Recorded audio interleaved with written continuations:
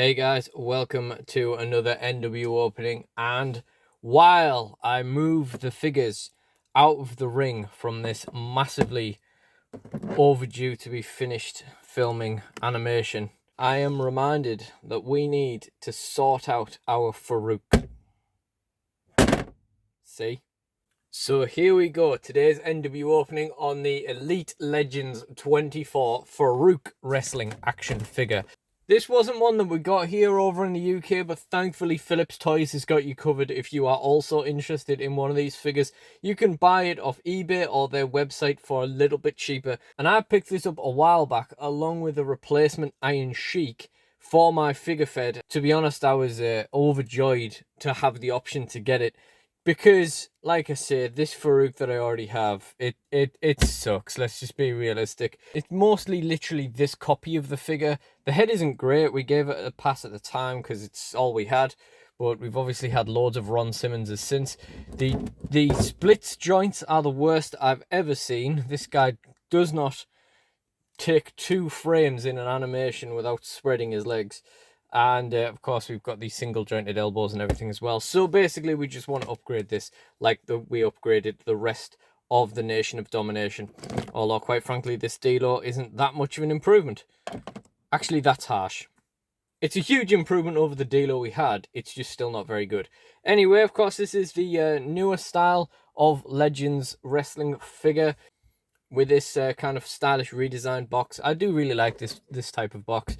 We got the Faarooq picture on the side, exact same picture on the back. Maybe we did get this one over here because he's got no bio on the back. Rest of the wave, I quite like the Kurt Angle. You can also get those from Philips Toys, but yeah, I didn't really want to spend the money on it.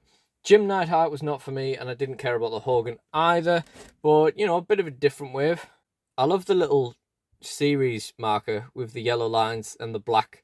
Like, I don't know what it is. I've always been drawn to like little things like that. Like if a video game has like a rarity system and yellow's one of the rarities, that's probably my favorite one. Anyway, let's get into this and see what we're working with.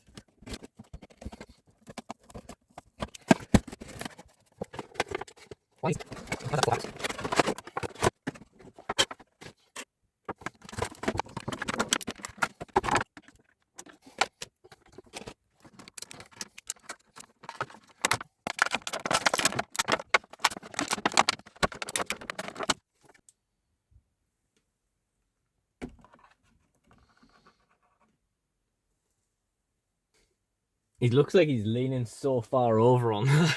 Like, yeah. I don't know if it's the way his legs are set up or, you know, just being on that cardboard stand or whatever. But yeah, he looks like he's leaning. By the way, forgot to mention how much of a half-assed version of this pose on the back that he had in box. Like, I don't know if it's maybe because he's got this very, very, like, unamused... All right, focus in. It's got this very, very unamused head mold on, rather than this kind of, like, look of anticipation. But the pose in the box is not it, basically. But that being said, I think this is a really cool figure. Of course, if we compare it to the original Faarooq, it's a completely different skin tone. It's a completely different head mold. You know, this isn't like one of those where they've like updated it after a while. This is them going, yeah, that looks nothing like him. Let's make a new one. The gear is more or less exactly the same. I appear to have lost them somewhere along the way while I've been sat wrestling in the ring, but I did have Faarooq's hat out here somewhere on the side. I can't actually find it.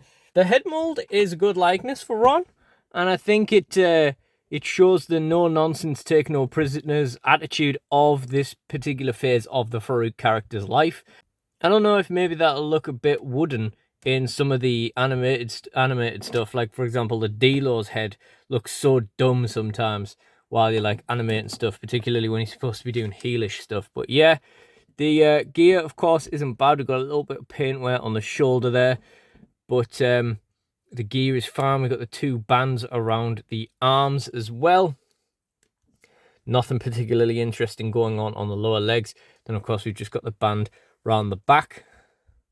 And a little bit of black marking on the shoulders, but as I'm discovering with the Delo, they just seem to appear over time anyway. So there's this weird white mark on The boot looks like super glue burn to me personally. Hopefully that's just going to wash off, but yeah, we'll see. And of course he comes with a pair of interchangeable hands, so you can hold his mics and do his nation promos. Of course, these are my preferred hand style. I mean, he looks so dumb with two fists just at his sides. He looks like a baby about to throw a tantrum. Upgrade on the original Faarooq is, of course, we've got this jacket now, which is really cool.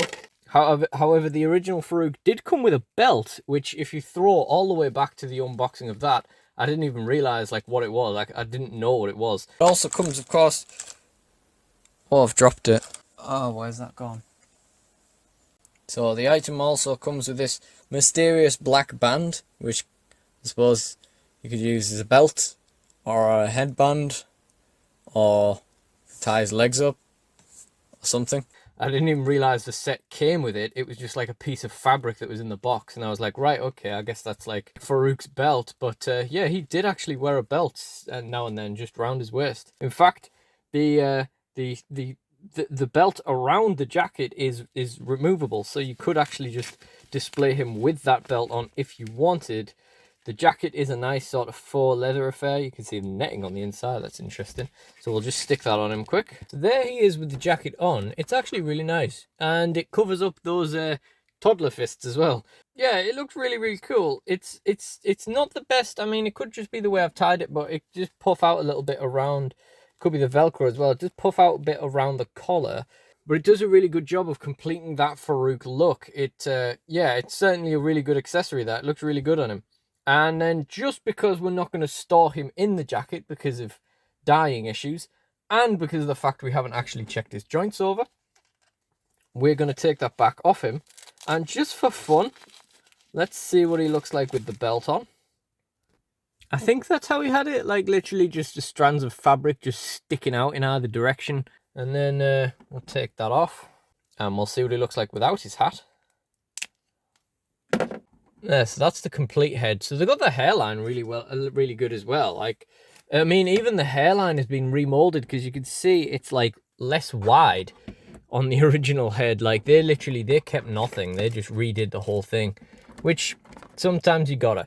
So let's check over these joints. This guy is a very important member of our figure feds, so hopefully they are really good. Although I've noticed nothing particularly bad so far, apart from the head. But as we know, Mattel heads are all loose now to some degree. Every single one of them is about this loose. As long as it stays where you put it once you're filming, I don't mind. Shoulders fine, biceps fine, elbows good. And the other shoulder goes up and down. Doesn't go as tight to the body as the other one, but actually, yeah, more or less there, isn't it? Yeah, both shoulders pretty good there. That's rarity in and of itself. We've got the bicep is fine and the elbow's fine. That torso joint, it's actually worse than I thought it was going to be, because it really just was, it's just been really firm this whole video, and the waist is fine, and he doesn't do the splits like the original version, so that's a huge upgrade.